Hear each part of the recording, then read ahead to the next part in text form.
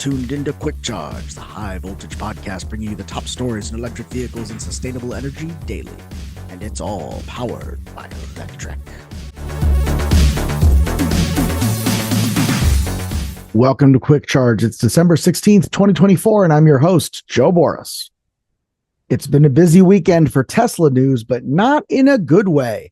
Tesla is reported to be buffing Foundation Series badges off of Cybertrucks in order to be able to sell them as regular trucks. Tesla's turning some of its Foundation Series Cybertrucks into regular Cybertrucks to sell them and sending hundreds of US Cybertrucks to be homologated in Canada as it struggles to sell the vehicles that it's already built in the US.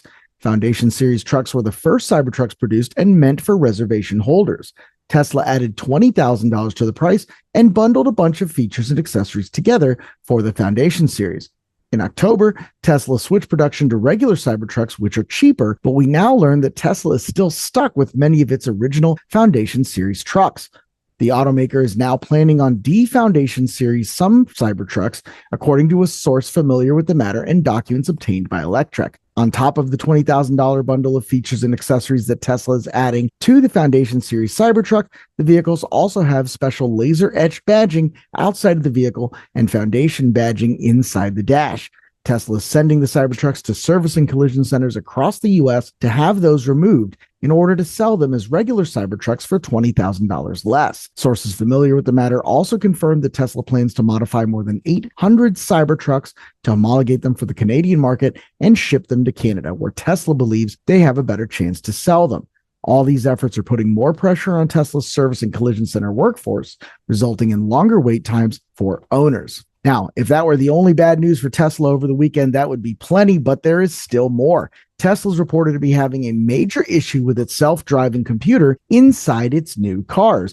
The problem is linked to a new version of Tesla's Hardware 4, sometimes called AI 4, onboard self-driving computer. Internally, some refer to the new version as AI 4.1. The computers are short-circuiting. The cause is still being investigated, but one source told Electrek that one of the possible causes is the low-voltage battery short-circuiting the computer during the camera calibration process. Tesla drivers are reporting computer failures after driving off with their brand-new cars over just the first tens to hundreds of miles.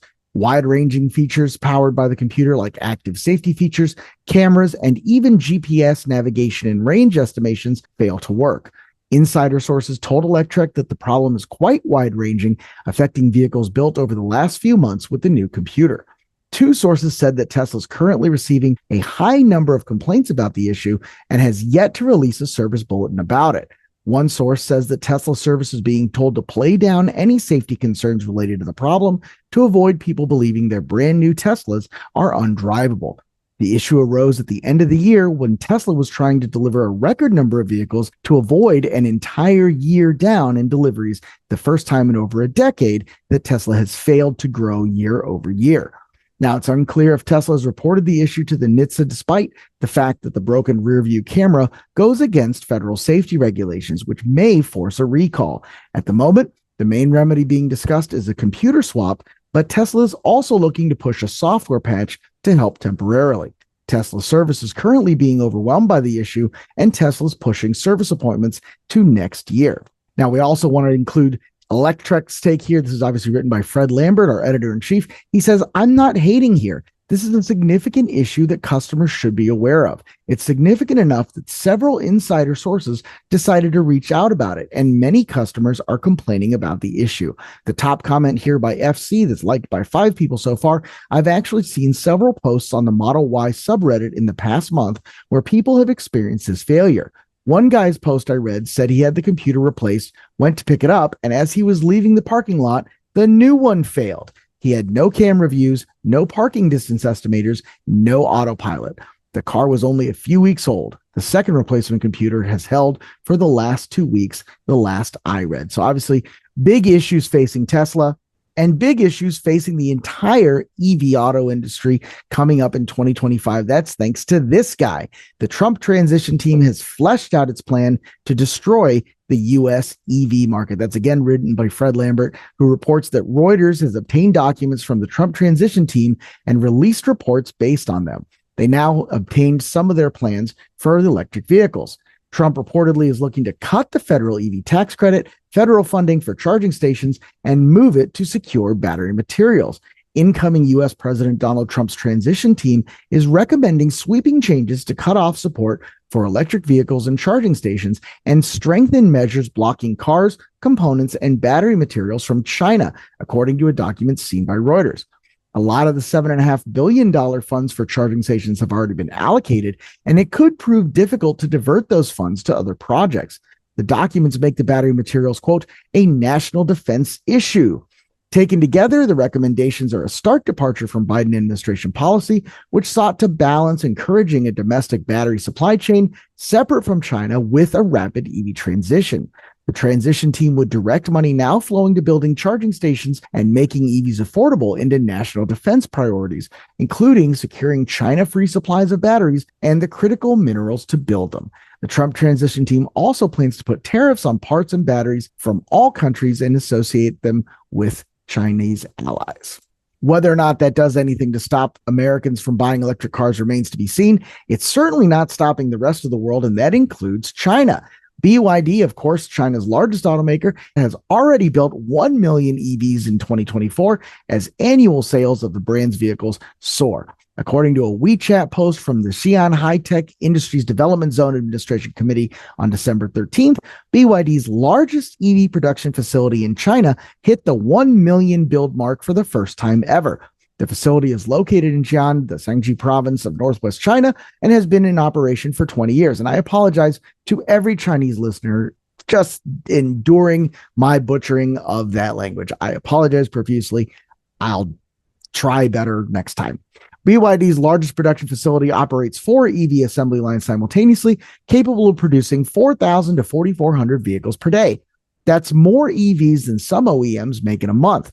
In 2022, the Xi'an region produced 1.02 million NEVs, that includes hybrids and plug-in hybrids, and BYD's production lines contributed 995,000, or 98% of that total. This year, BYD has already built over 1 million NEVs at its Xi'an plant alone, and that doesn't take into account vehicles built at its 8 other production facilities around China. And even that fails to mention foreign production footprints in operation or under construction around the world, including Brazil, Hungary, India, Indonesia, Turkey, Uzbekistan, and of course, an EV production facility right here in California. CN EV Post points out that BYD is expecting to see its annual EV sales exceed 4 million units for the first time in 2024 and has the production bandwidth to support that growing demand. Better still, the Post said that BYD's EV production and operation in Jian is only phase 1, and there are plans for a gradual expansion to a second phase, increasing its EV production capacity even further. We may not see BYD EVs in the US anytime soon, but new models will continue to be sold all over the world as the Chinese automaker appears determined to become the world's largest automaker. So what does that mean? That means that American policies about EVs are not going to impact the rest of the world as dramatically as Trump and his team might hope. And it's certainly not going to impact American and North American fleet buyers when they see that the total cost of ownership, even without incentives of a vehicle, is going to be better for an EV versus diesel. And one such company that discovered that is Labatt Breweries. And they placed the single largest order for Volvo VNR electric trucks in the history of Canada. Labatt Breweries joins companies like Home Hardware and McDonald's in putting the Volvo VNR electric semi-trucks to work, leaning on the capabilities of the truck's 565 kilowatt-hour batteries to easily deliver on Labatt's 50 to 110 kilometer delivery routes, often without the need to top off the big battery. When they do need to recharge, they can do so at Labatt's own privately developed on-site charging infrastructure, conveniently located at the very distribution centers the trucks service.